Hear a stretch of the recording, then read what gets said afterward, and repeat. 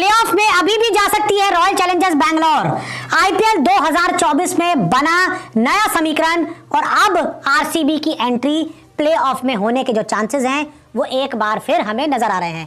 तो सबसे पहले एक काम कीजिए, आप इस पॉइंट टेबल को देखिए और इस पॉइंट टेबल में आपको रॉयल चैलेंजर्स बैंगलोर आईपीएल 2024 में सबसे नीचे नजर आ रही है। 10वें नंबर की टीम, 6 मैच 1 जीत 5 हार, 2 पॉइंट्स -1.124 का नेट रन रेट। लेकिन अभी भी रॉयल चैलेंजर्स बैंगलोर आईपीएल 2024 के प्लेऑफ में जा सकती है।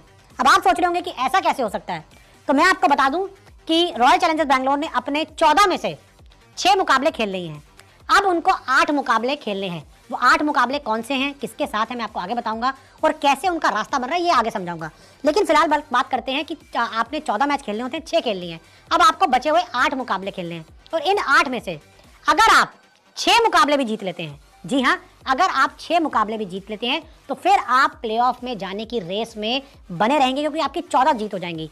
और अगर आपको ये 14 जीत मतलब आपकी 14 पॉइंट्स हो जाएंगे, लेकिन उन 14 पॉइंट्स के साथ आपको अपने नेट रन रेट को भी बढ़ाना होगा। वो कैसे बढ़ेगा मैं आपको आगे समझाऊंगा। लेकिन पहले बात करते हैं उन 8 टीमों की जिनके जो मुकाबले होने वाले हैं बेंगलुरु से। 15 अप्रैल को आरसीबी अपने घर में खेलेगी एसआरएच के खिलाफ। इस मुकाबले में जीतने के बहुत अच्छे चांसेस हैं, उनका होम ग्राउंड है। 21 अप्रैल को केकेआर के खिलाफ खेलेंगे कोलकाता में। ये एक बल्लेबाजी वाला ग्राउंड है, यहाँ पे रन बहुत बनते हैं। तो ऐसे में अगर आरसीबी के बल्लेबाज रन बनाते हैं, बड़ा धमाका करते हैं, तो वो भी प्लेऑफ में दोबारा मतलब जिंदा हो सकते हैं। एक मुकाबला एसआरएच के खिलाफ वो और खेलेंगे हैदराबाद में, और हैदराबाद में भी हमने देखे हाई स्कोरिंग मैचेस हो रहे हैं। और बेंगलुरु अगर पहले मैच में एसआरएच को हराती है और इस मैच में भी हराती है तो ऐसा होना कोई मुश्किल नहीं है। उसके बाद 28 अप्रैल को जीटी के खिलाफ उनका अहमदाबाद में मैच है।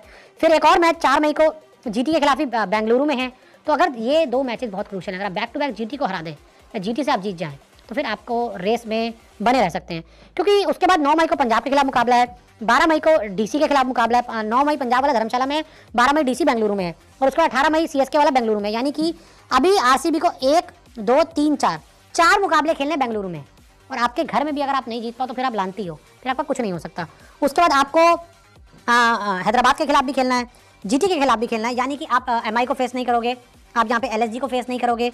और आप अगर मैं बात करूँ तो ये सभी टीमें जो अब आपके सामने भिड़ती हुई, आप राजस्थान रॉयल्स को भी फेस नहीं करोगे, उनके खिलाफ भी आपका मुकाबला हो गया। तो ऐसे में अगर आप 8 में से 6 मैचेस जीत जाते हो, और अगर 8 के 8 जीत जाते हो फिर तो सोने पे सुहागा, फिर तो कोई आरसीबी को रोक नहीं सकता। लेकिन अगर आप 6 जीतते हो या 7 जीतते हो फिर आपको अच्छी नेट रन रेट से जीतना होगा, क्योंकि अगर 14 पॉइंट पे अच्छी नेट रन रेट चाहिए होती है, 16 पॉइंट्स पे भी टीम आसानी से आ जाती है। तो ऐसे में अभी भी रॉयल चैलेंजर्स बैंगलोर के पास एक मौका है प्लेऑफ में आने का। ये समीकरण बन रहा है। आपको अपने बचे हुए 8 में से 6 मैच कम से कम जीतने होंगे प्लेऑफ की रेस में बने रहने के लिए। 7 जीतते हैं तो प्लेऑफ में आ जाएंगे, और अगर आप 8 जीत जाते हैं तो फिर तो आपकी बल्ले बल्ले होना तय है।